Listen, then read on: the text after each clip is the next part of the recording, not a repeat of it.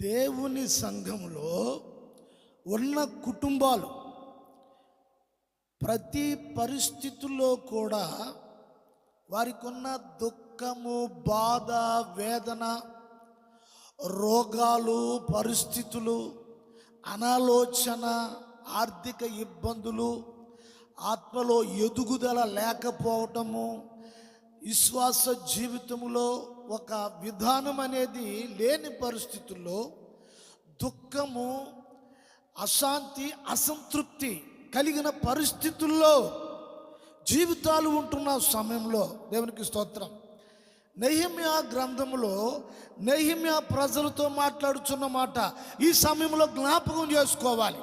నెహెమ్యా గ్రంథంలో 8వ అధ్యాయంలో 10వ వచనంలో ఆయన అంటూ ఉన్నాడు, ఏమంటున్నాడు? ఇదిగో మీరు దుఃఖపడకుడి, యెహోవా యందు ఆనందము పొందుడి, లేక ఆనందము బలము పొందుడి. దేవునికి స్తోత్రము కలుగును గాక. నిజంగా ఆనందము ఎలా వస్తుంది? ఈ 8-10 వచనంలో నెహెమ్యా మాట్లాడుచున్న మాట, వారి ముందు ఒక జీవపు ఆహారం ఉంది,